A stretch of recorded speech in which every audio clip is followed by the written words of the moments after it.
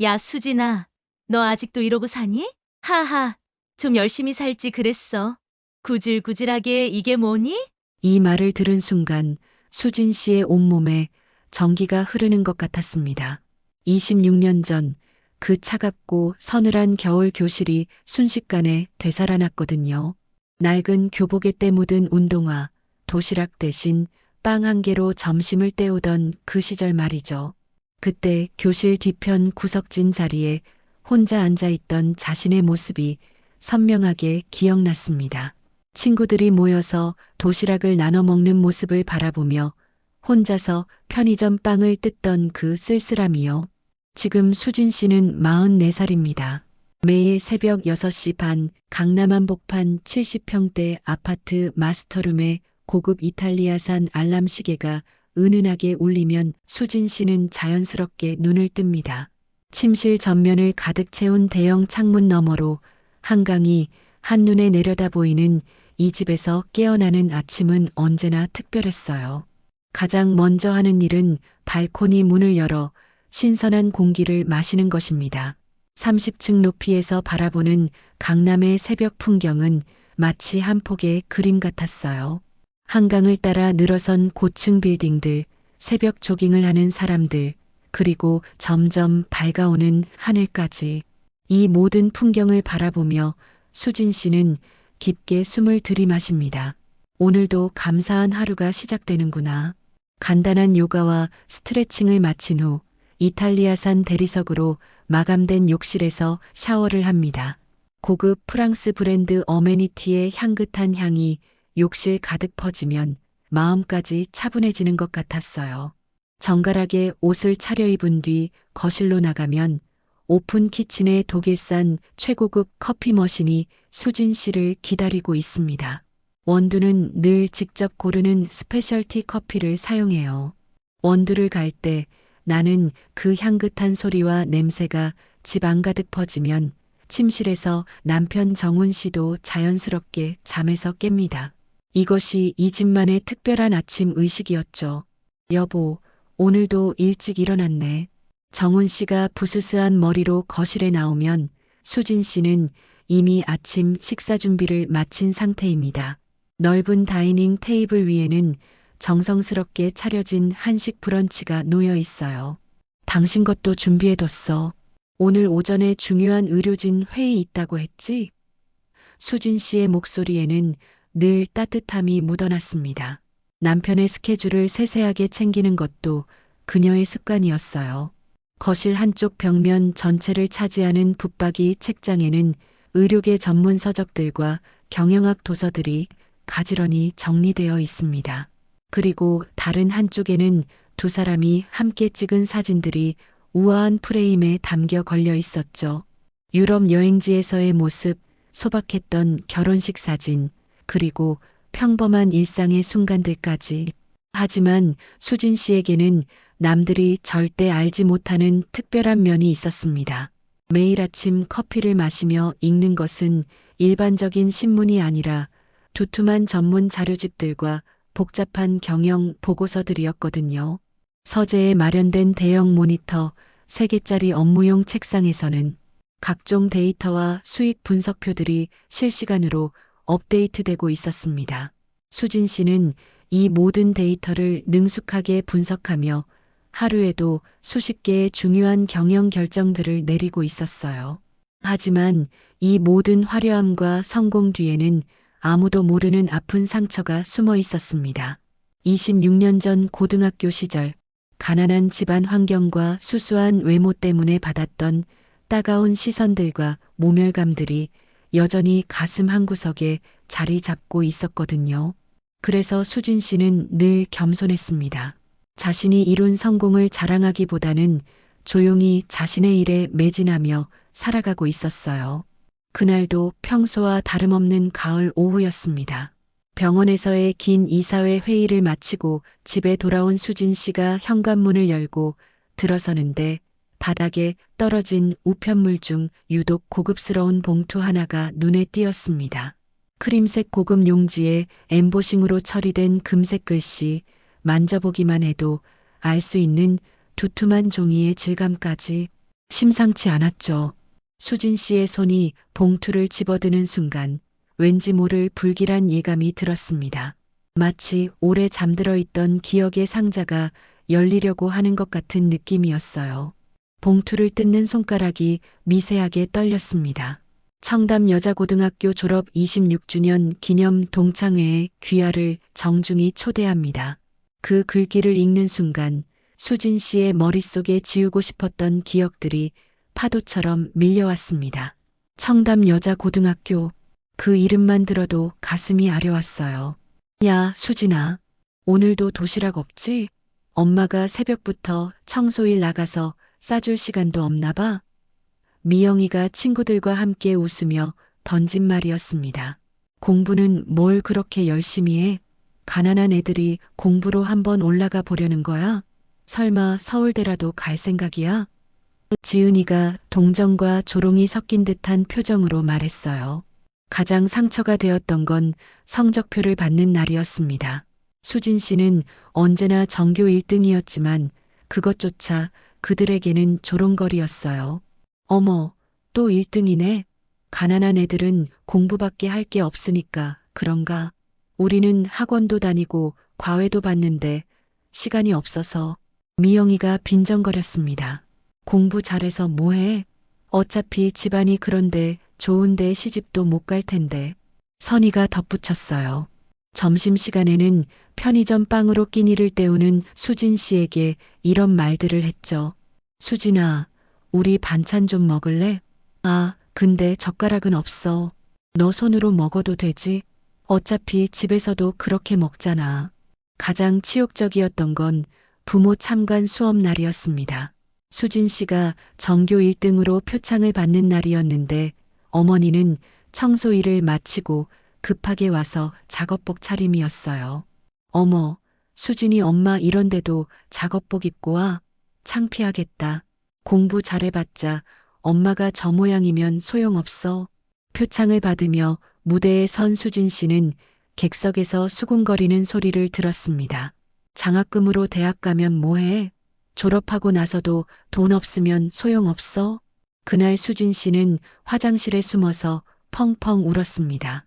자신이 아무리 공부를 잘해도 아무리 노력해도 그들에게는 그저 가난한 청소부의 딸일 뿐이라는 게 너무 절망적이었거든요.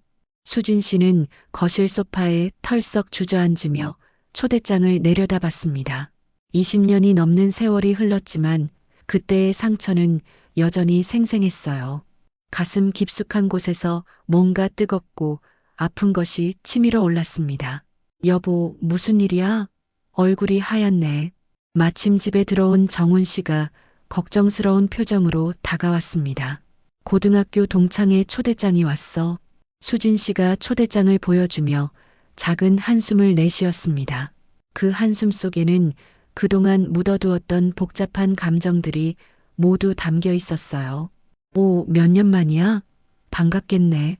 정훈 씨의 밝은 반응과 달리 수진 씨의 표정은 점점 어두워졌습니다. 글쎄, 좋은 기억이 별로 없어서 그 아이들은 나한테 정말 잔인했거든. 내가 전교 1등을 해도 가난하다고 엄마가 청소일 하신다고 맨날 놀려댔어. 수진 씨의 목소리가 점점 작아졌습니다. 공부 잘해봤자 가난하면 소용없다고 어차피 좋은데 시집도 못 갈 거라고 어머니를 화장실 청소하는 아줌마라고 부르면서 정훈 씨는 수진 씨 옆에 앉으며 그녀의 손을 부드럽게 잡았습니다. 그래도 이제는 모두 어른이 되었을 텐데 사람은 변하는 거야. 그리고 당신이 얼마나 멋진 사람인지 얼마나 대단한 일을 해내고 있는지 보여줄 기회이기도 하잖아. 수진 씨는 남편의 말을 들으며 잠시 생각에 잠겼습니다. 정말 자신이 변했을까? 그리고 그들도 변했을까? 며칠이 지나는 동안 수진 씨는 계속 고민했습니다. 가야 할까 말아야 할까? 일을 하면서도 자꾸만 동창회 생각이 났어요. 정훈 씨는 한 번쯤은 가보는 것도 좋겠다며 격려했지만 마음 한구석에서는 여전히 두려움이 컸거든요. 결국 동창회 당일 아침 수진 씨는 결심을 굳혔습니다. 이제는 어른이니까 그리고 나도 많이 변했으니까. 하지만 옷장 앞에서는 또 다른 고민이 시작되었어요. 드레스룸 가득 걸린 드레스들과 정장들을 번갈아 바라보며 2시간째 선택장애에 빠진 거죠. 너무 화려하면 과시하는 것 같고 너무 수수하면 또 무시당할 것 같았거든요. 마음 한편으로는 이번엔 그들을 놀라게 해주고 싶다는 생각도 들었지만 또 다른 한편으로는 괜히 갔다가 또 상처받는 건 아닐까 하는 두려움도 컸어요. 여보, 뭘 그렇게 고민해? 뭘 입어도 예쁘잖아. 정훈 씨가 넥타이를 매며 말했습니다.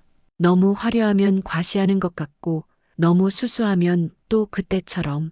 수진 씨의 목소리가 작아졌어요. 결국 평소 중요한 비즈니스 미팅에 입던 네이비 테일러드 재킷과 화이트 블라우스 그리고 베이지 팬츠를 선택했습니다. 액세서리는 정훈 씨가 결혼 10주년 기념일에 선물해준 진주 목걸이와 시계 하나뿐. 너무 과하지도 않고 너무 소박하지도 않은 그야말로 절제된 우아함이었죠. 이 정도면 적당하겠지? 전신 거울 앞에서 자신을 바라보며 수진 씨는 깊게 숨을 들이마셨습니다. 심장이 평소보다 빠르게 뛰고 있었어요. 이상하게 긴장되었거든요. 중요한 프레젠테이션을 할 때도 이렇게 떨리지 않았는데 말이죠. 택시를 타고 시내 중심가로 향하면서도 수진 씨의 마음은 복잡했습니다. 그들이 날 알아볼까? 여전히 예전처럼 무시할까? 아니면 조금은 변했을까? 온갖 생각들이 머릿속을 스쳐 지나갔어요. 동창의 장소는 시내에서도 가장 고급스럽기로 유명한 5성급 호텔의 스카이라운지였습니다.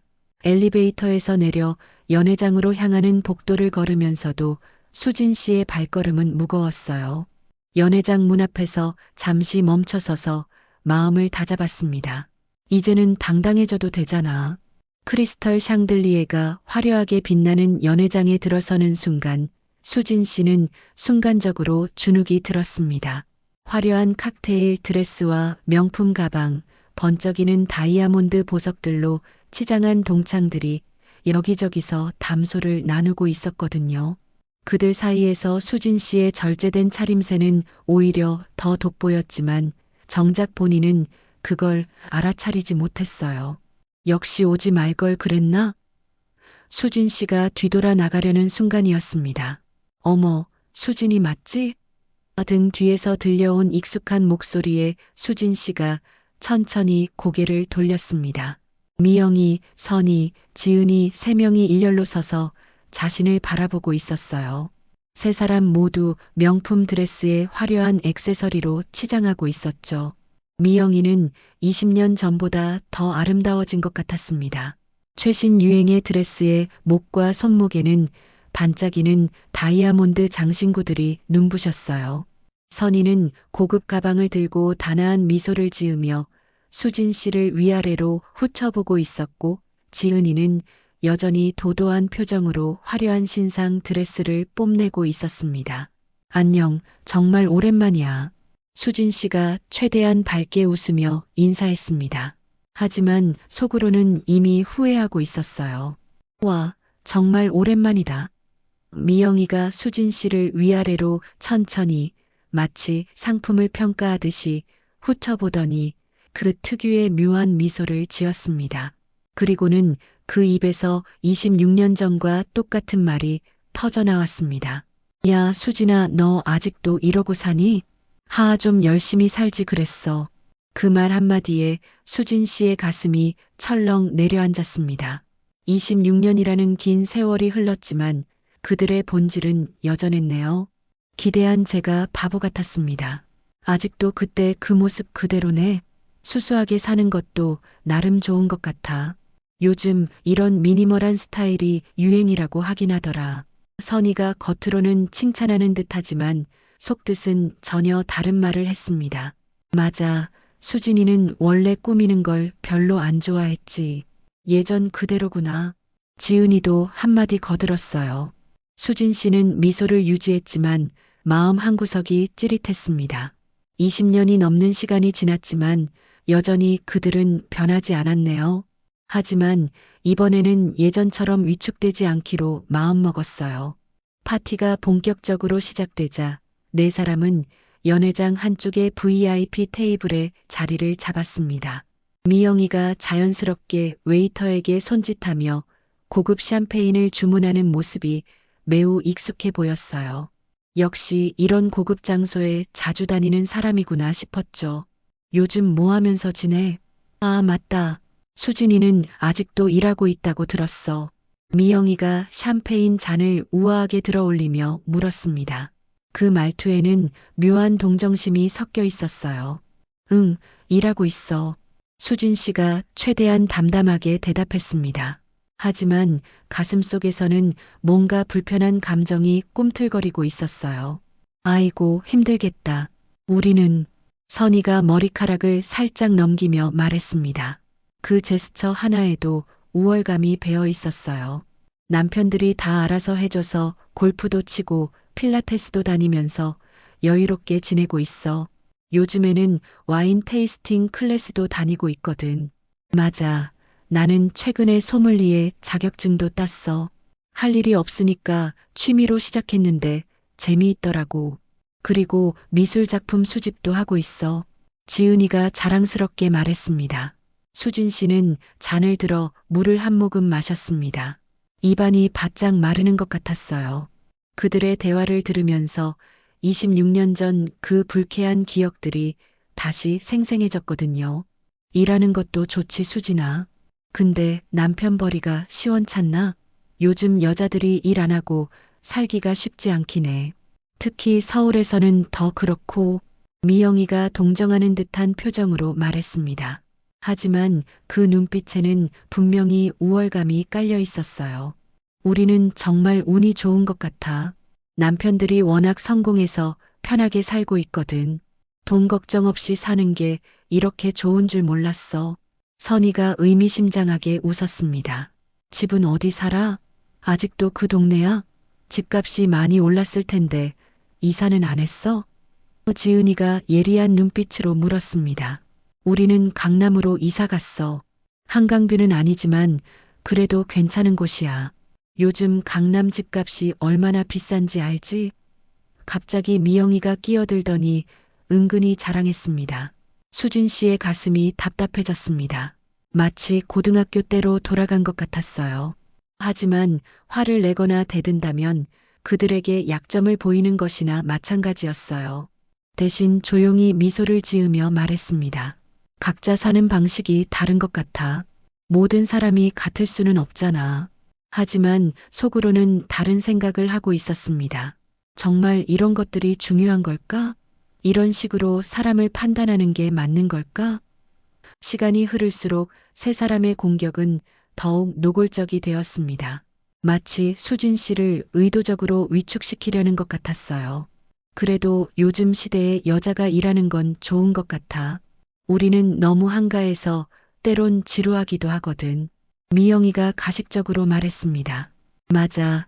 수진이처럼 바쁘게 살면 시간도 빨리 가고 좋을 것 같아. 우리는 너무 여유로워서 뭘 해야 할지 모르겠어. 선희도 거들었어요. 수진 씨는 여전히 미소를 잃지 않았습니다. 그들의 말에 흔들리지 않았어요. 왜냐하면 수진 씨에게는 그들이 상상도 못할 비밀이 있었거든요. 곧 그들이 얼마나 어리석은 일을 하고 있는지 깨닫게 될 테니까요. 시간이 흐를수록 세 사람의 자랑은 더욱 노골적이 되었습니다. 마치 서로 경쟁하듯이 자신들의 화려한 삶을 늘어놓기 시작했어요. 아, 그러고 보니 우리 남편들도 소개해줘야겠다. 미영이가 갑자기 신이 나서 외쳤습니다. 샴페인이 조금 취한 것 같았어요. 저 멀리서 정장을 차려입은 세 명의 남성이 다가오고 있었습니다.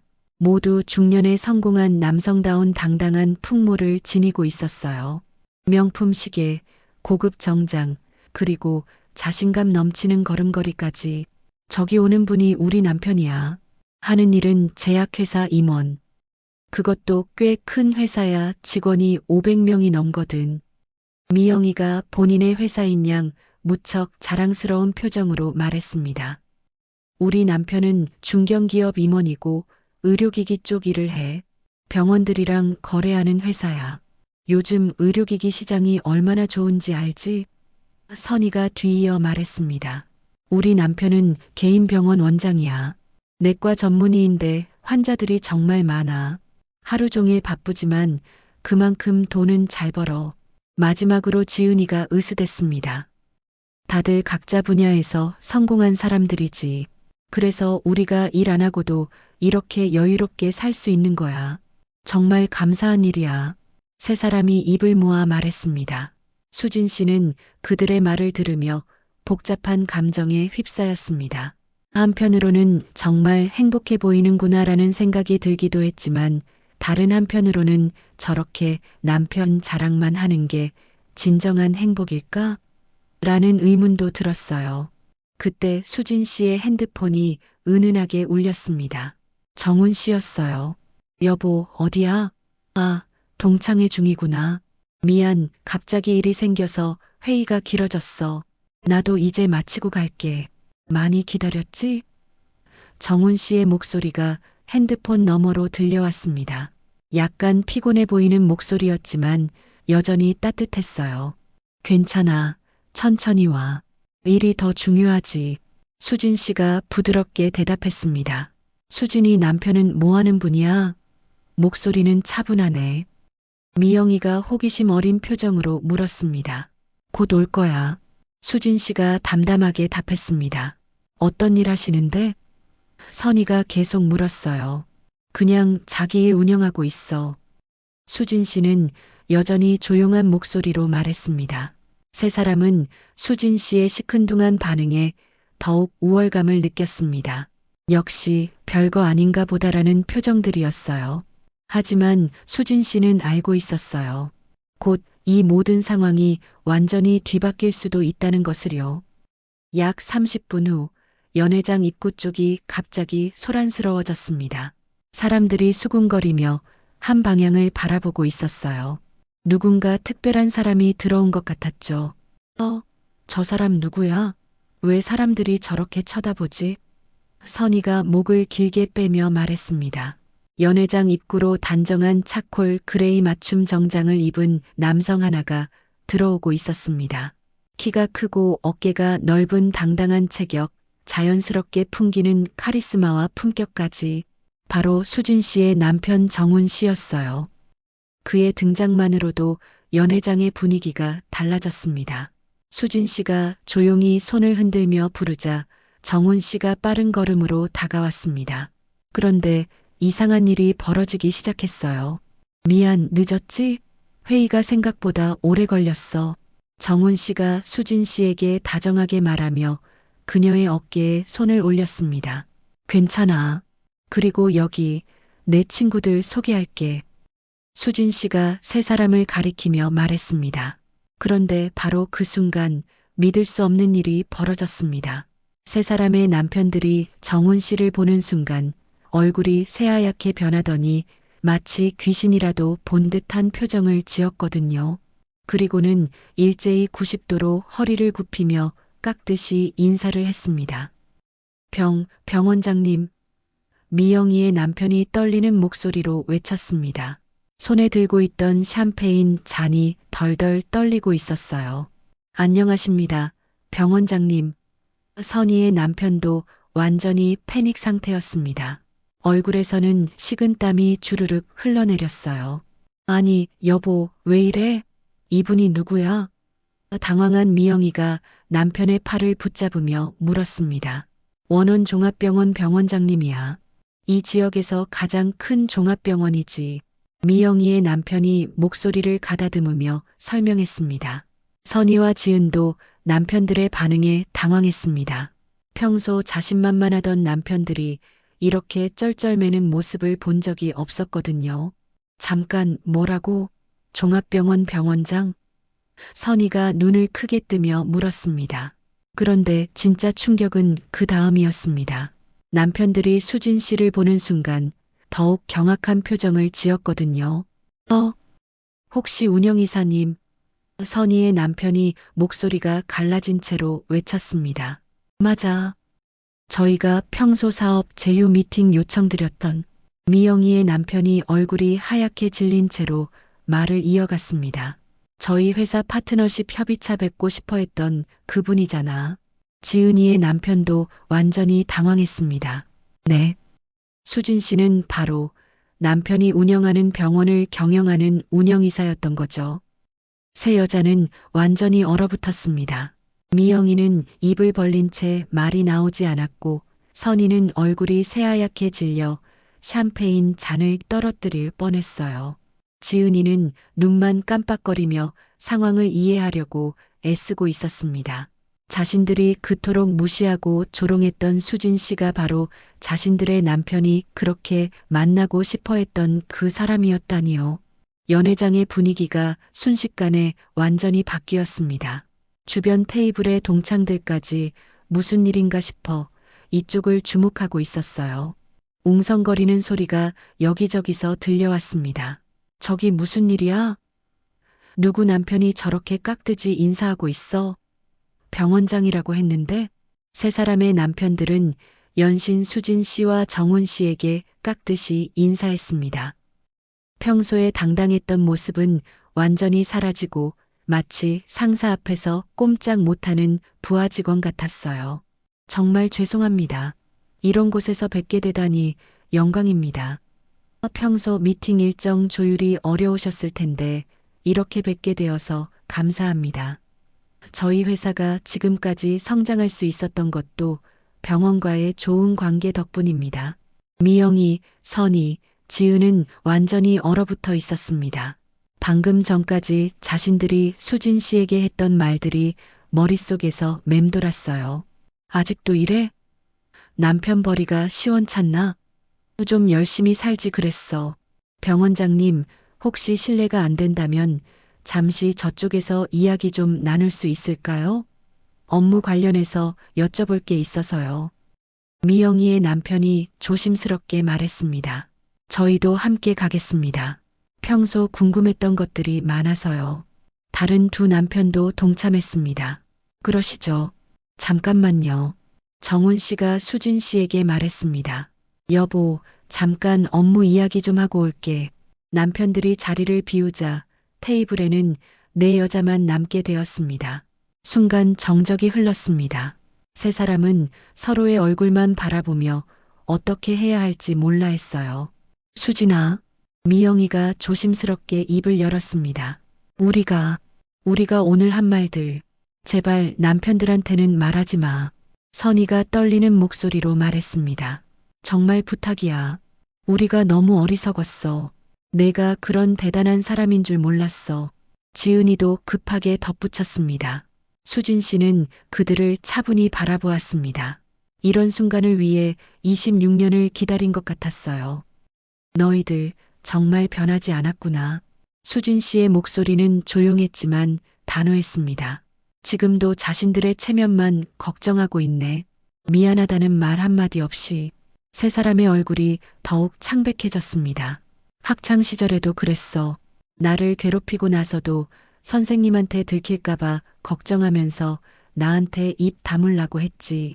지금도 똑같네. 수진 씨는 잠시 숨을 고르고 계속 말했습니다.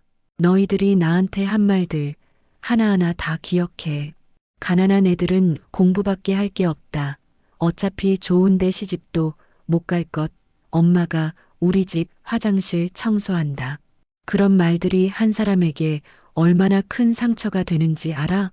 사람을 판단할 때 겉모습이나 가정 환경만 보고 판단하는 게 얼마나 어리석은 일인지 이제야 깨달았니? 진정한 가치는 그런 게 아니야. 미영이가 눈물을 글썽이며 말했습니다. 수진아, 정말 미안해. 우리가 너무 못됐어. 미안하다고 하면 끝나는 게 아니야. 앞으로 다른 사람들한테도 이런 식으로 대하지 마. 사람은 누구나 존중받을 권리가 있어. 수진 씨의 목소리에는 20년간 쌓인 상처와 함께 성숙한 지혜가 담겨 있었습니다. 그리고 일한다는 건 부끄러운 게 아니야. 내가 일하는 이유는 돈 때문만이 아니라 누군가에게 도움이 되고 싶어서야. 그게 진짜 보람이거든. 얼마 후 남편들이 다시 돌아왔습니다. 정훈 씨는 아내 옆에 자연스럽게 앉으며 미소를 지었어요. 좋은 이야기 많이 나눴죠?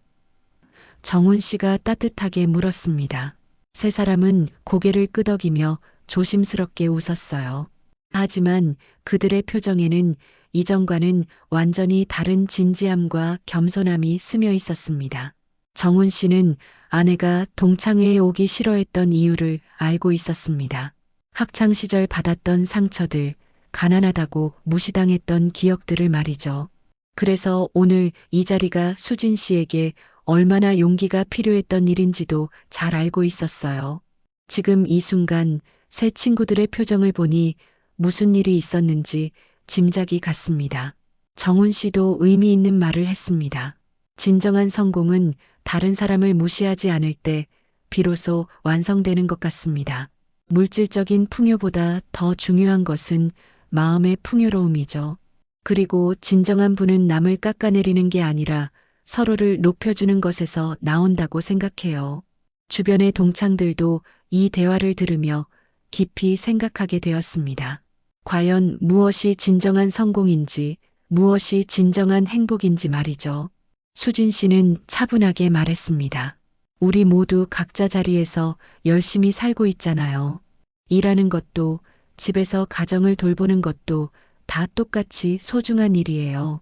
가정 환경이나 겉모습으로 사람의 가치가 결정되는 건 아니거든요. 저희도 결혼 초기에는 정말 어려웠어요. 하지만 서로를 믿고 지지하며 함께 노력했기 때문에 지금의 자리에 올 수 있었던 것 같아요. 그리고 무엇보다 일을 통해 사람들에게 도움을 줄 수 있다는 것이 가장 보람 있어요. 그 말을 듣는 순간 세 사람은 더욱 깊은 깨달음을 얻었습니다. 진정한 성공이란 남을 누르고 올라서는 것이 아니라 함께 성장하고 서로를 도우며 사회에 기여하는 것이라는 걸 말이죠. 시간이 흘러 동창회가 끝날 무렵 수진 씨와 정훈 씨는 조용히 자리에서 일어났습니다. 모두 건강하고 행복하게 지내세요. 오늘 만나서 정말 반가웠어요. 수진 씨가 진심 어린 미소로 인사했습니다. 다음에 또 만나요. 그때는 더 좋은 이야기로 만나길 바라요. 정훈 씨도 따뜻하게 인사했습니다. 그 뒷모습을 바라보며 세 사람은 깊이 깨달았습니다. 진정한 성공이란 무엇인지, 진정한 품격이란 무엇인지, 그리고 사람을 판단하는 진짜 기준이 무엇인지 말이죠. 수진 씨의 겸손하고 따뜻한 모습에서 진정한 승리자의 품격을 본 것입니다. 그날 밤 세 사람은 각자의 집으로 돌아가며 오랫동안 생각에 잠겼습니다. 앞으로는 절대 남을 외모나 환경으로 판단하지 않겠다고, 그리고 진정한 성공을 위해 더욱 노력하겠다고 다짐했어요. 무엇보다 다른 사람을 존중하고 배려하는 마음을 잃지 않겠다고 말이죠. 연회장을 나서며 수진 씨는 정훈 씨의 손을 꼭 잡았습니다. 26년 만에 마음속 응어리가 풀린 것 같아 후련했어요. 복수가 아닌 용서로, 미움이 아닌 사랑으로 마무리할 수 있어서 더욱 의미 있었습니다. 오늘의 사연 어떠셨나요? 사람의 진정한 가치는 겉모습이나 환경이 아닌 그 사람의 인품과 노력에서 나온다는 것, 그리고 진정한 성공을 이룬 사람일수록 겸손함과 따뜻함을 잃지 않는 것이 진짜 품격이라는 교훈을 전해드리고 싶었습니다.